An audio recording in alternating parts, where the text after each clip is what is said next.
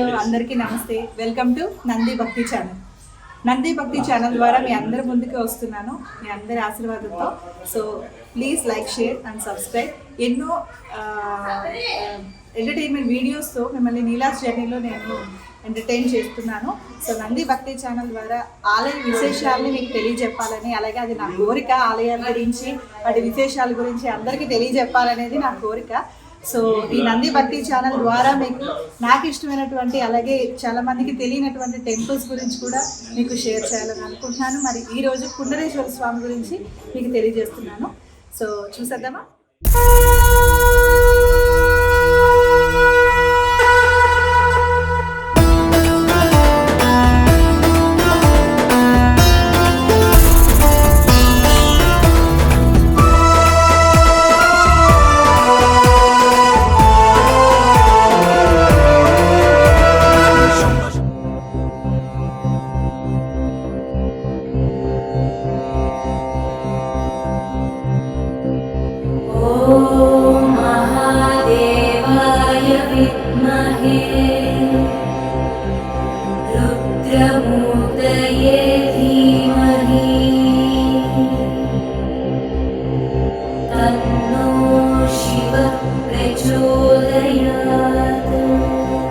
నెయ్యి కూడా ఉంది, దీని గురించి కూడా తెలుసుకుందాం మనం.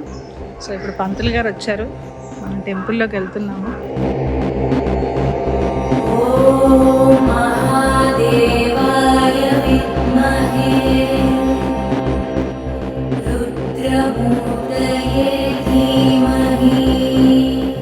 ఓం నమ శివాయ, ఓం నమో నందీశ్వరాయ.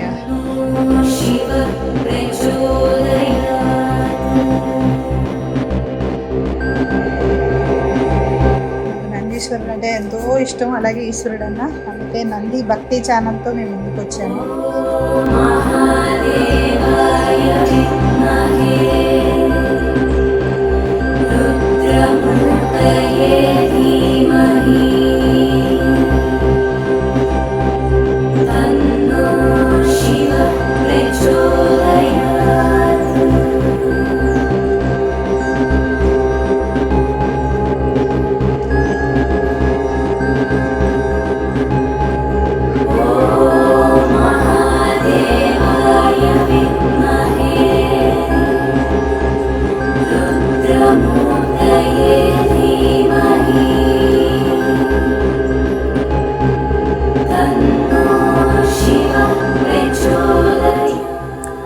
టెంపుల్ అంతా భలే ఉంది, చాలా బాగుంది.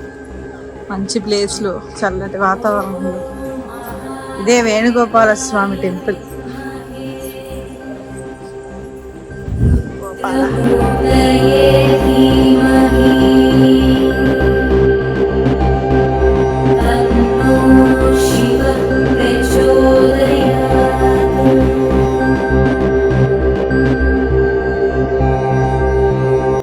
సో ఇక్కడ ఇది ఎంట్రన్స్ అండి టెంపుల్కి. శ్రీ కుండలేశ్వర స్వామి చూసారా, మహాకాలుడు ఈయన. టెంపుల్కి ఉన్నటువంటి టెక్స్చర్ ఇదంతా శివలింగాలతో ఎంత బాగుందో చూడండి. స్తంభాలు, మండపంలో ఇలా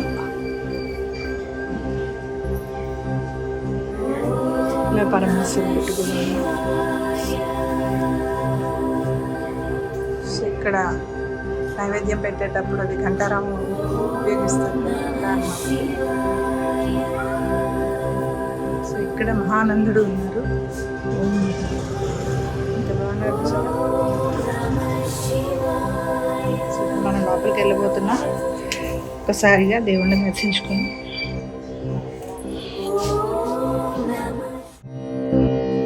ఓం మహాదేవాయ విద్మహే రుద్రమూర్తయే ధీమహి తన్నో శివ ప్రచోదయాత్.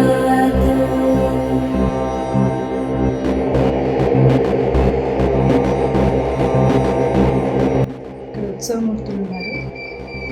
వీరు కళ్యాణం కది విగ్రహాలు కళ్యాణం అప్పుడు స్వామివారు అమ్మవారు. సో మనం కుండలేశ్వర స్వామి దగ్గర కూడా వచ్చేసాం. మొత్తానికి ఆయన దర్శనం దొరికింది. చాలా సంతోషంగా ఉంది. ఇంత దూరం వచ్చినందుకు స్వామివారు మనకి అనుగ్రహించారు. చూస్తున్నాను అందరూ ఎంత చక్కగా ఉన్నారు. సో ఆయన విశిష్టతని విశేషాలని మనం అడిగి తెలుసుకుందాం. నాకు కూడా టెంపుల్ గురించి పెద్దగా తెలియదు. సో అందరూ చెప్తుండగా నేను ఇక్కడ రావాలని ఎంతో ఉత్సాహంతో వచ్చాను.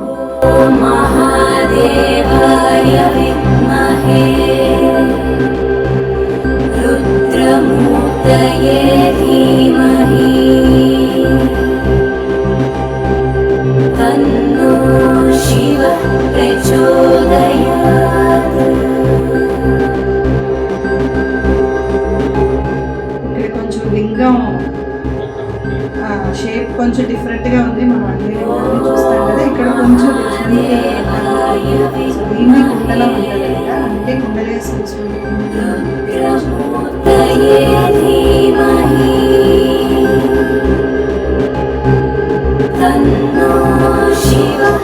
సో ఆయన గురించి గురుగారు మాటల్లోనే ఇక్కడ విశేషాలన్నీ కూడా తెలుసుకుందాం మనం. ఓకేనా? గుడిని మనందరం చూసాం కదా. ఇప్పుడు గురువు గారు ఆయన పేరు, ఆయన వివరాలు, అలాగే టెంపుల్ గురించి కూడా మనం ఆయన మాటల్లోనే విందాం. నమస్తే స్వామి, మీ పేరండి? నా పేరు కాలపూర్ కామేశ్వరరావు అండి. ఓకే. 4 తరాల నుంచి మేమే అర్చకత్వం అక్కడ నిర్వహిస్తున్నాం. మా ముత్తాత గారు వచ్చి ఈ ఊరు నిలకం వచ్చారు. మాది అసలు ఊరు వచ్చి మూలస్థానం ఆలమూల దగ్గర. ఈ స్వామివారి పేరు కుండలేశ్వర స్వామి. ఈ గ్రామం పేరు కుండలేశ్వరము. ఇక్కడ ప్రవహించే నది పేరు వృద్ధ గౌతమి గోదావరి. ఈ గోదావరి పేరండి వృద్ధ గౌతమి గోదావరి. ఈ వృద్ధ గౌతమి గోదావరికి సముద్రుడు ఎదురొచ్చి 2 కుండలాల బహుమతిగా ఇచ్చాడు. కుండలం అనగా చూపెట్టిన పోగు అని అర్థం. ఇస్తే ఆ గోదావరి అంటో సముద్రంతోటి, నాదా నాకు బహుమతిగా 2 కుండలాలు ఇచ్చారు, అది నేను అలంకరించుకోమని ఇచ్చారు. నేను అలంకరించుకోవడం కాదు, మన ఇద్దరం కలిసిన ప్రాంతం ఈ ప్రాంతం. సముద్రుడు గోదావరి కలిసిన ప్రాంతం అని తెలియటం కోసమని, మానవులు పూజ చేసుకోవడం కోసం ఒకటి నది ఒడ్డున, రెండవది దేవతల పూజ చేసుకోవడం కోసం నదీ గర్భంలోని ప్రతిష్ఠ చేయమని ఆ వృద్ధ గౌతముడు కోరింది గోదావరి. అప్పుడు ఆ వృద్ధ గౌతముడు ఒకటి మానవుల కోసం ఒడ్డున ప్రతిష్ఠ చేసి, రెండవ దేవతల కోసం నదీ గర్భంలో ప్రతిష్ఠ చేసిన తర్వాత అందులో స్నానం చేశాడు. ఆయన స్నానం చేయగా ఆయన వృద్ధాప్యం పోయి యవ్వనం వసి వచ్చింది. ఈ క్షేత్ర మహత్యం ఏమిటయ్యా అంటే, వృద్ధులు కూడా, ముసలవాళ్ళు కూడా ఈ క్షేత్రంలో స్నానం చేయడం వల్ల యవ్వనం వయసు వస్తుంది అన్నది ఈ కుండలేశ్వర క్షేత్ర మహత్యం. ఇది గౌతమి గ్రంథంలో బ్రహ్మాండ పురాణం. బ్రహ్మదేవుని అడిగట్ట నారద మహర్షి, తండ్రి గారు ఈ భూమండలం మీద చాలా పుణ్యక్షేత్రాలు ఉన్నాయి, నదీ తీర ప్రాంతంలో అనగా నది ఒడ్డున ఏమైనా క్షేత్రం అంటే చెప్పండి, ఆ స్వామి దర్శనం చేసుకుని వస్తానని అడిగట్ట నారద మహర్షి. అప్పుడు బ్రహ్మదేవుడు ఈ కుండలేశ్వర క్షేత్రం చెప్తున్నాడు, అనంతం కుండలాపలం. ఈ కుండలేశ్వర క్షేత్రంలో నదిలో స్నానం చేసి స్వామివారిని కనుక దర్శనం చేసుకుంటే అనంతం, ఈ అనంత విశ్వం ఎంత అవధి ఉందో అంతర ఫలితం వస్తుంది అని చెప్తున్నాడు. బ్రహ్మదేవుడు ఇంత అని వర్ణించిన సరిపోలేదు క్షేత్రానికి, అనంతంతో పోల్చాడు. ఈ అనంత భూగోళం ఎంత ఉంది, ఈ విశ్వం ఎంత ఉంది, అంతర ఫలితం వస్తుంది అని చెప్తున్నాడు బ్రహ్మదేవుడు నారదతోటి. అంటే కోటి రెట్ల ఫలితం వస్తుంది అని చెప్తున్నాడు. అప్పుడు నారద మహర్షి వచ్చి నదిలో స్నానం చేసి నదిలో కుండలేశ్వర స్వామిని ప్రతిష్ఠ చేశారని దాన్ని చెప్పుకున్నాం మనం. దేవతలు దాన్ని, ఆ దేవాలయాన్ని కంచుగుడితో నిర్మించుకున్నారనేది పురాణం. నదీ గర్భంలో కంచుగుడులు ఉన్నాయని పురాణం చెప్తోంది. ఎవరు చూసిన దాఖలాది లేవు కానండి, మా పూర్వీకులు చెప్తూ ఉండేవారు, నదిలోంచి ఓంకారనాదాలు భజన కీర్తనలు వినపడుతూ ఉండేవని. తెల్లవారుజాన ఆ 2-3 ప్రాంతంలో ఆ శబ్దాలు వినపడుతూ ఉండేవని వినికిడి ఉంది చెప్పుకునేవారు. నదీ గర్భంలో మన కుండలేశ్వర స్వామికి అభిషేకం చేసుకున్న నారద మహర్షి మళ్ళా పైకి వచ్చి ఈ స్వామిని కూడా పూజ చేసుకున్నాడు అనే విషయం మనకు బ్రహ్మాండ పురాణం తెలియజేస్తోంది. ఇవన్నీ కూడా పురాణాలు. మానవులెవ్వరూ కూడా ఈ ప్రాంతంలో సంచరించే ముందు జరిగిన విషయాలు. మానవులు ఎవరైనా సంచరించే టైంలో ఈ క్షేత్రానికైన విశేషాలు ఉన్నాయా అని తెలుసుకోవాల్సి వస్తే భర్త మార్కండేయుడు, మన మానవుడు, ఆయనకు అర్ధాయుష్ మార్కండేయుడికి చిన్నతనంలోనే ఆయుష్ తీరిపోయే వరం ఇచ్చాడు ఈశ్వరుడు. 16 సంవత్సరాలు ఆయుష్ తీరిపోయే వరం ఇచ్చాడు ఈశ్వరుడు. ఆ విషయం తెలుసుకున్న మార్కండేయుడు 13వ ఏటని భారతదేశంలో ఉన్న క్షేత్రాన్ని దర్శనం చేసుకుంటూ ఈ స్వామిని కూడా దర్శనం చేసుకుని ఆఖరిని హిమాలయాల్లో తపస్సు చేసుకున్న టైంలో యమధర్మరాజు వచ్చి తీసుకుపోతున్నాడు. ఆయన తీసుకుపోతున్న టైంలో భారతదేశంలో ఉన్న క్షేత్రాల్లో 8 శివాలయాలు గుర్తుపెట్టుకున్నాడు. మృత్యువు నుంచి కాపాడే వాళ్ళలో ఎన్నమండని గుర్తుపెట్టుకుని 8 శ్లోకాలకు చదివాడు.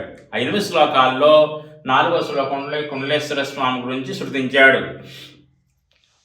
కుండలీకృత కుండలేశ్వర కుండలం వృషవాహనం నారదాది మునీశ్వర స్తుదా వైభవం భువనేశ్వరం అంధకాంతకమాశ్రితామర పాదపం మదనాంతకం చంద్రలేఖరమాశ్రయే మమ కింకరేష్మదేవైహమా. శ్లోకానికి అర్థం ఏమిటయ్యా? కుండలీకృత కుండలేశ్వర కుండలం వృషవాహనం. వృషవాహనం అనగా నందివాహనం. కుండలాకారంలో ఉన్న ఓ కుండలేశ్వర స్వామి వృషవాహనుడివై నందివాహనుడివై ఈ ప్రాంతంలో ఉన్నావయ్యా. నారదాది మునీశ్వర స్తుత. నారదుడు ఆయనతో పాటు అనేక మంది ఋషులు కూడా వచ్చి, ఇందాక చెప్పుకున్నాం నారదుడు వచ్చాడని బ్రహ్మాండ పురాణంలో. ఈయన అంటాడు మార్కండేయుడు, నారదాది మునీశ్వరుడు నారదుడు ఆయనతో పాటు అనేక మంది ఋషులు కూడా వచ్చి ఇక్కడ స్నానం చేసి నేను పూజ చేసుకున్నారు. భువనేశ్వరం పుణ్యమైన క్షేత్రం ఇది. ఈ మధ్యకాలంలో బ్రహ్మశ్రీ చాకంట కోటేశ్వరరావు గారు 2-3 చోట్ల ప్రవచనాల్లో ఆయన ఒక 8 సంవత్సరాల క్రితం మాట్లాడి ఆయన వైజాగ్లో ఎక్కడ ఉపన్యాసం చెప్తూ, కాశీ వెళ్ళే ముందు కుండలేశ్వర క్షేత్రంలో స్నానం చేసి వెళ్ళండి. యోగినం భువనేశ్వరం. యోగులంతరు వాళ్ళు, హిమాలయాల్లో తపస్సు చేసుకునే యోగులంతరు వాళ్ళు కూడా కాశీ వెళ్ళే ముందు కుండలేశ్వర క్షేత్రంలో స్నానం చేసి వెళ్తున్నారు. అలాగే మనం కూడా వెళ్ళాలి అని చెప్తున్నారు ఆయన. అలా ఎందుకు చెప్పవచ్చింది అంటే, ఆయన ఒక టైంలో కాశీ వెళ్ళినప్పుడు కాశీలో ఒక వృద్ధ పెద్ద పండితుడు ఎదురొచ్చి అన్నట్ట, కోటేశ్వరరావు గారు కుండలేశ్వర క్షేత్రంలో స్నానం చేసి వచ్చారా కాశీ అని అడిగారట. అదేమిటయ్యా, కాశీ అనేది మహత్తర శక్తి కలది. శైవ క్షేత్రాల్లో అద్భుతమైన క్షేత్రం ఉంది అంటే అది కాశీయే. దాని తర్వాత ఏ క్షేత్రం అయినా కూడా ఇది సత్యం, దాన్ని ఎవ్వరు కూడా కాదనలేరు.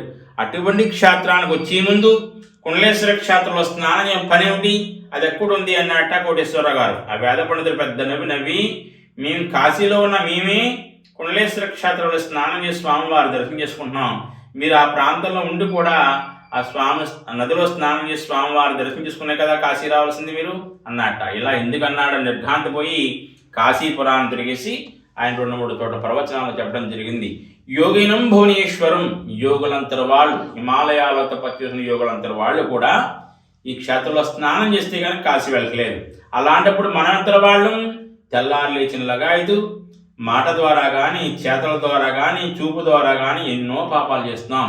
ఈ స్నానం చేయకుండా, కుండలేశ్వర క్షేత్రంలో స్నానం చేయకుండా కాశీ డైరెక్ట్గా వెళ్తే కనుక గంగలో మునుగ్గానే మన పాపాలని కూడా కడిగేస్తున్నట్టుగా అయిపోతాయి. అంటే ముచ్చుల పైకి తేలుతాం గంగలోంచి. గంగాదేవి అంత పవిత్రమైంది. ఎవరు వెళ్ళి స్నానం చేసినా కూడా గంగలో వాళ్ళ పాపాలని కూడా పటాపంచలై ముచ్చుల పైకి తేలుతారు. ఆ పాపాలని కూడా ఎక్కడికి పోవండి, గంగలో వదిలేస్తున్నాం.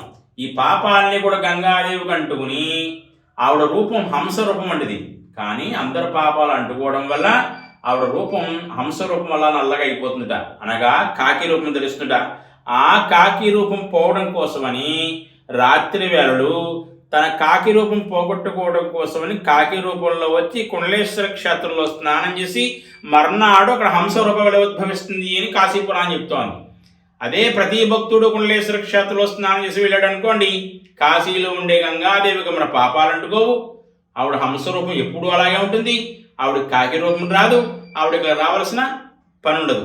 ఇది కాశీఖండంలో చెప్పిన విషయం. అదే విషయాన్ని ఏదో సందర్భంలో ఆయన చెప్పుకొస్తూ కాశీ వెళ్ళే ముందుగా కుండలేశ్వర క్షేత్రంలో స్నానం చేసి వెళ్ళండి అనే విషయాన్ని చెప్పడంతో చాలామంది అలా వెళ్ళే వాళ్ళు అందరూ వస్తున్నారు, స్నానం చేసి కాశీ వెళ్తున్నారు. ఇక్కడ విశేషం ఏంటంటే, కాశీలో ఉండే గంగాదేవి తన పాపాలు పోగొట్టుకోవడం కోసం కుండలేశ్వర క్షేత్రం వచ్చి స్నానం చేసి మర్నాడు మళ్ళీ హంసరూపాలు ఉద్భవిస్తుంది అని కాశీకరణం చెప్తోంది. అదే విషయాన్ని సందర్భంలో ఆయన యోగినం భువనేశ్వరం, యోగులంతరు వాళ్ళు కూడా నదిలో స్నానం చేస్తే కానీ కాశీ వెళ్ళట్లేదు అని చెప్తున్నారు. అంధకాంతకమాశ్రితామర. అంధకాంతుడనే రాక్షసుడు ఒకనొక టైంలో శివభక్తులందరినీ చంపేస్తున్నప్పుడు, ఓ కుండలేశ్వర, నీ భక్తులను కాపాడుకోవడం కోసమని నువ్వు అంధకాంతుడనే రాక్షసుని సంహరించావు. నేను నీ భక్తున్నే కదయ్యా, నన్ను యమధర్మరాజు అనేవాడు తీసుకుపోతున్నాడు, ఆయన నుంచి కాపాడవయ్యా అని అడుగుతున్నాడు. ఎవరండి? మార్కండేయుడు. చంద్రశేఖరమాశ్రయే మమ, నన్ను కింకరిష్మతి, యమధర్మరాజు నుంచి కాపాడవయ్యా, ఓ కుండలేశ్వర అని శ్లోకానికి అర్థం అంటండి. అంతేకాదుటండి, ఆదిశంకరాచార్యుల వారు కూడా నడిచే దేవుడు అని పేరు. ఆయన కూడా భారతదేశంలో ఉన్న క్షేత్రాలు దర్శనం చేసుకుంటూ ఈ స్వామి కూడా దర్శనం చేసుకుంటే తెలుస్తోంది. అలాగే 15వ శతాబ్దంలో శ్రీనాథ మహాకవి అనే కవి కూడా భారతదేశంలో ఉన్న క్షేత్రాలు దర్శనం చేసుకుంటూ ఈ స్వామిని కూడా దర్శనం చేసుకుని ఆఖరిని కాశీ వెళ్ళి కాశీ పురాణాన్ని తెలుగులో అనువాదం చేశారు. ఆయన అనువాదం చేస్తూ వర్ణించాడు ఈ కుండలేశ్వర క్షేత్రం గురించి. విరూపాక్షుండు కుండలేశ్వరుడు, కాశీలో ఉన్న విశ్వేశ్వరుడితో సమానమైన వాడు ఈ కుండలేశ్వరుడు అని చెప్పి కాశీఖండంలో వర్ణించాడు శ్రీనాథ మహాకవి. అంతకుముందు వ్యాస మహర్షి ఎవరు రాశారు కాశీఖండాన్ని, తెలుగులో అనువాదం చేసిన మాత్రం శ్రీనాథ మహాకవి. అంతేకాకుండా ఇదే శ్రీనాథ మహాకవి భీమఖండంలో కూడా వర్ణించాడు. స్నానార్థ దర్శనాదు, ఈ కుండలేశ్వర క్షేత్రంలో స్నానం చేసి స్వామివారిని దర్శనం చేసుకున్నా, స్నానాదు దానాదు, స్నానం చేసి దానం చేసిన, స్పర్శనార్థ దర్శనాది, కనీసం గోదావరి నీళ్ళు చల్లుకుని స్వామివారిని దర్శనం చేసుకున్నా, కోటి యజ్ఞ పుణ్య ఫలేదు, కోటి యజ్ఞాలు చేస్తే ఎంత ఫలితం వస్తుందో అటువంటి ఫలితం వస్తుంది ఈ క్షేత్రంలో. కోటి యజ్ఞాల ఫలితం ఎంతయ్యా అంటే 10,000 గోవులు ఒకేసారి దానం చేస్తే ఎంత ఫలితం వస్తుందో అంత ఫలితం వస్తుంది. ఈ కుండలేశ్వర క్షేత్రంలో స్నానం చేసి స్వామివారిని దర్శనం చేసుకున్నా, స్నానం చేసి దానం చేసిన, స్పర్శ కనీసం నీళ్లు చల్లుకుని గోదావరిలో నీళ్లు చల్లుకుని స్వామివారి దర్శనం చేసుకున్నా ఇంతటి ఫలితం వస్తుందని చెప్పబడుతోంది. ఇటువంటి ఫలితం ఏ నదికైనా ఉందా? ప్రతి నదికి కూడా ఇటువంటి ఫలితం ఉందండి. అది పుష్కరాల టైంలో ఉంటుంది. 12 సంవత్సరాలకు ఒకసారి పుష్కరాలు వస్తాయి. ప్రతి నదికి పుష్కరాలు వస్తాయి. నెల్లాళ్ళు గంగా స్నానం చేస్తే ఎంత ఫలితమో ఒక పుష్కర స్నానం చేస్తే ఎంత ఫలితం. అది కోటి యజ్ఞ పుణ్య ఫలేదు అని బ్రహ్మశ్రీ చాకుంట కోటేశ్వరరావు గారు 2015లో దగ్గరలో యానంలో ఉపన్యాసం చెప్పుకొచ్చారు. మాకు ఉత్తర రోజుల్లో కూడా ఫలితం ఉందని భీమఖండంలో చెప్పబడింది. ఎందువల్ల అంటే ఈ ప్రాంతానికి గోదావరి వచ్చినప్పుడు సముద్రుడు ఎదురొచ్చి 2 కుండలాల బహుమతిగా ఇచ్చినప్పుడు ఆ గోదావరి కోరింది సముద్రుడి, నాథా పంచభూతాలు ఉన్నంతరూ కూడా సదాశివుడు త్రిమూర్తులు ఈ నదిలో సంచరిస్తూ ఉండాలి, గోదావరిలో సంచరిస్తూ ఉండాలి.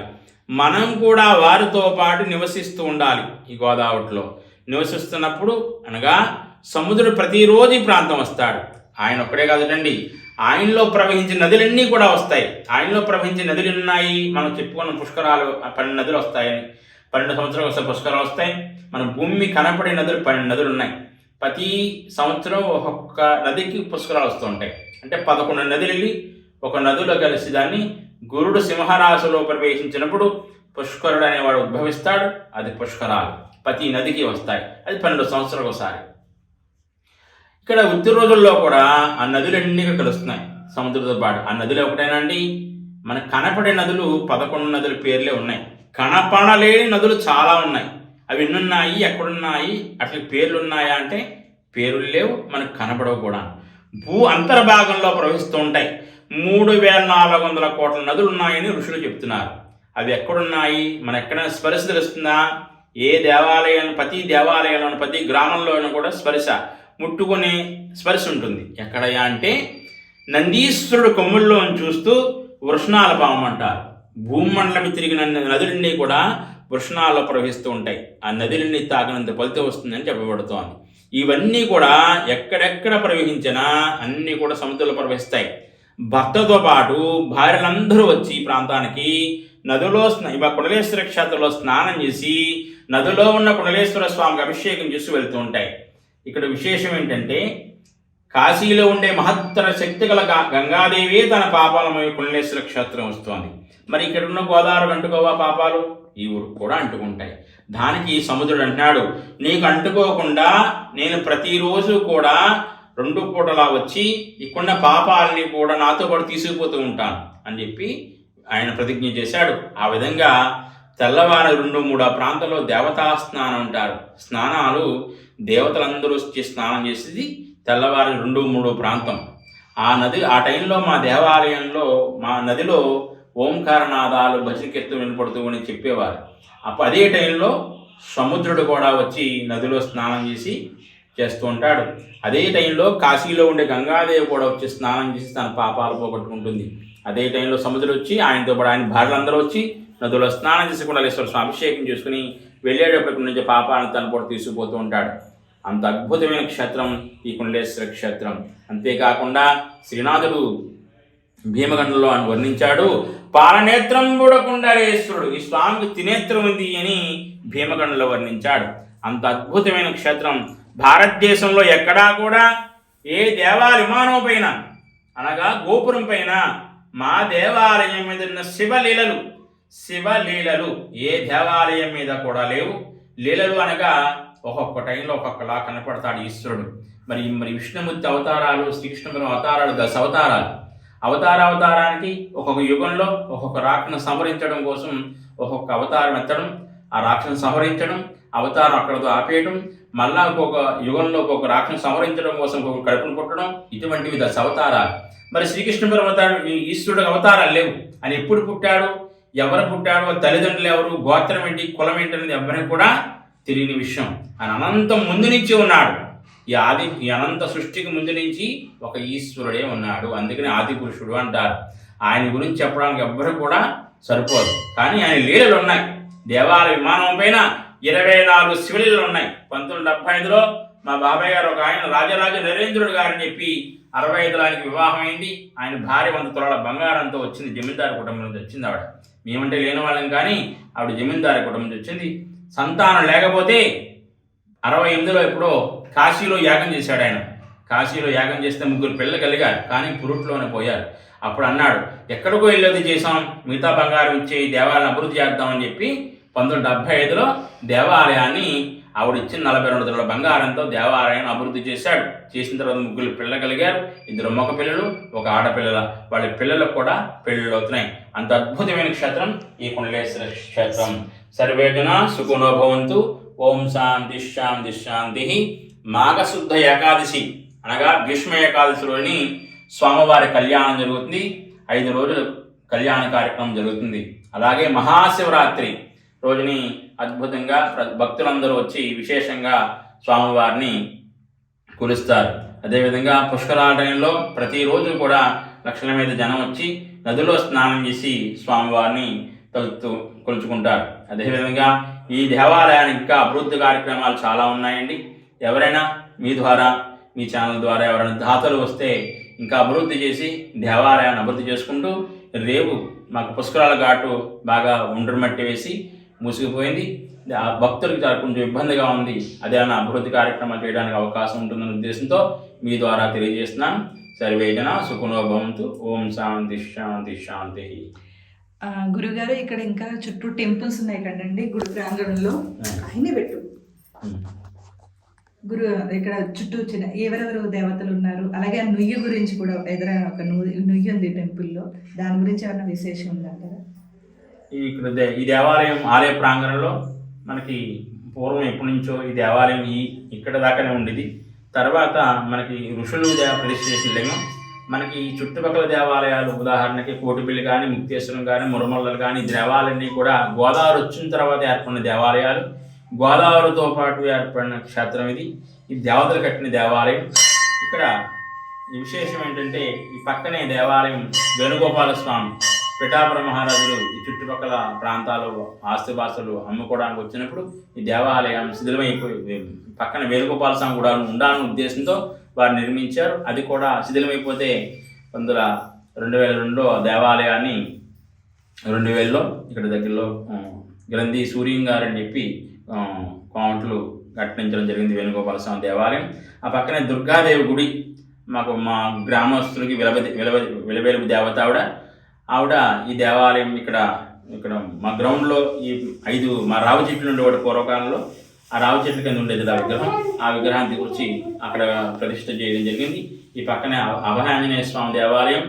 ఈ గ్రామంలోనే వల్లీదేవి దేవసేన సుబ్రహ్మణ్యేశ్వర స్వామి దేవాలయం కాలవగట్టున ఉంది. ఈ క్షేత్రానికి మనకి వేణుగోపాల స్వామి వారు ఈ దేవాలయం పక్కనే రుక్మిణి సత్యభామ వేణుగోపాల స్వామి వారు దేవాలయం ఉంది. టెంపుల్ టైమింగ్స్ అండి, ఎవరైనా రావాలనుకున్నవారు ఉదయం 6 to 1 గంట వరకు దేవాలయం తెరిచి ఉంటుందండి. సాయంత్రం 4:30 to 8 గంటల దాకా దేవాలయం తెరిచి ఉంటుంది. ఓకే, గుడికి మనం మీరు అన్నారు కదా నదిలో స్నానం చేసి దర్శనం చేసుకోవాలి, అది కొంచెం నదిలో స్నానం చేయలేని వాళ్ళు కూడా వచ్చి ఎలా దర్శనం చేసుకోవాలి? మరి కాశీ వెళ్ళినప్పుడు గంగలో మునిగి ఏ విధంగా మనం స్నానం చేసి కాశీ విశ్వేశ్వరుని దర్శనం చేసుకుంటామో, ఈ కుండలేశ్వర క్షేత్రంలో కూడా ఈ వృద్ధ గౌతములో నదిలో స్నానం చేసి స్వామివారిని దర్శనం చేసుకుంటే అనంతమైన ఫలితం వస్తుందని గౌతమి గ్రంథం, బ్రహ్మాండ పురాణం, భీమఖండం, కాశీఖండం, కళ్యాణ ప్రకరణ, భక్త మార్కండేయుడు ఇలాంటి 5-6 రకాల పురాణాల్లో నదీ స్నానం ప్రాముఖ్యత చెప్తున్నారు. అనంతంతో పోల్చారు. నదిలో స్నానం చేసి స్వామివారి దర్శనం చేసుకుంటే వల్ల అనంతం, అంతా ఇంత అని చెప్పలేం, కోటి రెట్టు ఫలితం వస్తుంది చెప్తోంది. కనీసం భీమఖండం చెప్తోంది స్నానాదు దర్శనాదు స్నానాదు దానాదు స్పర్శనాదు దర్శనాలు, కనీసం నీళ్లు చల్లుకుని స్వామివారిని దర్శనం చేసుకున్నా కూడా కోటి యజ్ఞపన్య ఫలేది, అనగా 10,000 గోవులు దానం చేసిన ఫలితం వస్తుంది అని చెప్పి భీమఖండం చెప్తోంది. స్నానానికి ఎక్కువ ప్రాముఖ్యత అండి. ఇక్కడ నదిలో స్నానం చేసి కాశీలో మనం చాలామంది మన చుట్టుపక్కల వాళ్ళందరూ కూడా కాశీ వెళ్ళి అస్తుకులు కలపడానికి వెళ్తారు చాలామంది. ఇక్కడ కూడా అస్తుకులు కలపడం చాలామంది వస్తారు. ఒక 60-70 గ్రామాల వాళ్ళు ఇక్కడ దహన కార్యక్రమాలు చేయడానికి తీసుకొస్తూ ఉంటారు మా గోదావరి ఒడ్డుకి. అండ్ అంత ప్రాముఖ్యమైంది క్షేత్రం, కాశీతో సమానమైంది అని చెప్పి బాగా ప్రాచుర్యంలో ఉంది ఈ క్షేత్రం. అందుకు చాలామంది రావడానికి అవకాశాలు ఎక్కువ ఉన్నాయండి స్వామి. సంతోషం గురుగారు, నాకు తెలియదు అసలు కుండలేశ్వర స్వామి వారి గురించి. మీరంటే చాగంటి గారు చెప్పాకే నాకు తెలిసింది. సో చాలా విషయాలు మా ప్రేక్షకులకు తెలియజెప్పినందుకు ధన్యవాదాలండి. చాలా సంతోషం, స్వామివారి గురించి మాకు చెప్పారు. మా ప్రయత్నార్థం మేము కూడా చేస్తాం. సంతోషం అండి.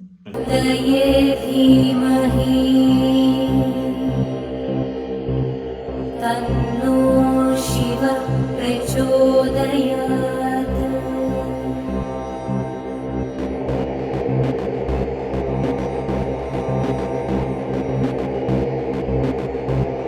ॐ महादेवाय विद्महे रुद्रमूर्तये धीमहि। సో ఇది కుండలేశ్వర స్వామి గుడికి వచ్చేటప్పుడు అందరూ కోనేరు స్నానం చేసి వస్తే చాలా మంచిదని గురుగారు చెప్పారు, విన్నారు కదా. సో ఈ కోనేరే అన్నమాట. ఎంత బాగుంది అసలు, మామూలుగా లేదు వ్యూ. సో ఇదే కోనేరు, ఎంత బాగుందో చూడండి అసలు. బా, నాకైతే తెగ నచ్చేసింది కోనేరు, చాలా బాగుంది అసలు. వ్యూ అయితే చెప్పక్కర్లే, అది చూడండి. గోదావరి ఎలా ప్రవహిస్తుంది, ఎంత అద్భుతంగా ఉందో మీ అందరూ చూడొచ్చు ఈ కోనసీమ ప్రాంతాల్లో. సో చాలా బాగుంది కదా, ప్లేస్ కూడా చాలా బాగుంది. నేను కూడా స్వామివారి ఈ నదిలో కాస్త నీళ్ళు చల్లుకుందామని వచ్చాను. సో ఆ ప్రారంభం చేసేద్దాం. నేను వెళ్తాను.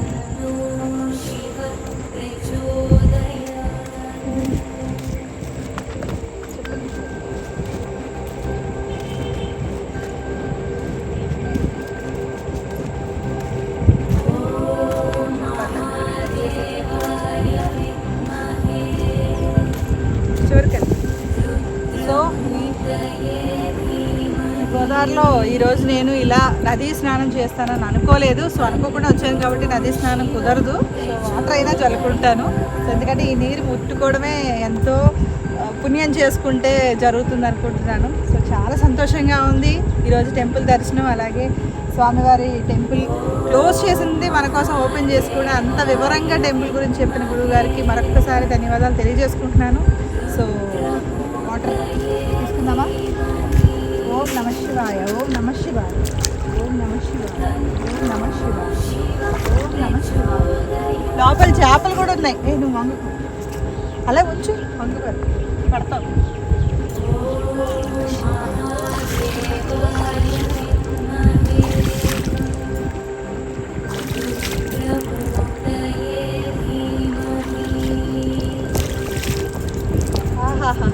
చాలు, ఈ జన్మకి చాలు. చాలా బాగుంది ఇక్కడ నుంచి అయితే వ్యూ మాత్రం. సో టెంపుల్ వ్యూ ఎంత బాగుందంటే చాలా చాలా చాలా బాగుంది. గుడి గురించి కూడా చాలా విశేషాలు తెలిసిపోయాయి నాకు. వావ్, ఇప్పుడు మనం కోనేరు దగ్గరికి వెళ్తున్నాం. మనం ఇందాక బ్రిడ్జ్ చూసాం కదా, బ్రిడ్జ్ దగ్గర నేను మీకు చిన్న వీడియో చేశాను. అది ఈ కోనేరుకి అటాచ్మెంటే, బట్ నాకు తెలియలేదు. ఇక్కడికి వచ్చాక తెలిసింది శ్రీ బుద్ధ గౌతమి గోదావరి పుష్కర్ ఘాట్ కుండలేశ్వర స్వామి. సో ఇదన్నమాట. ఎంత బాగుందో చూసారా కోనేరు.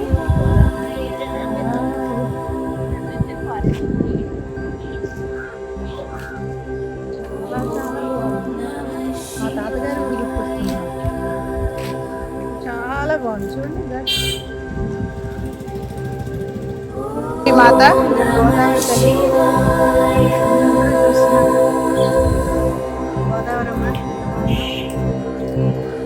ॐ नमः शिवाय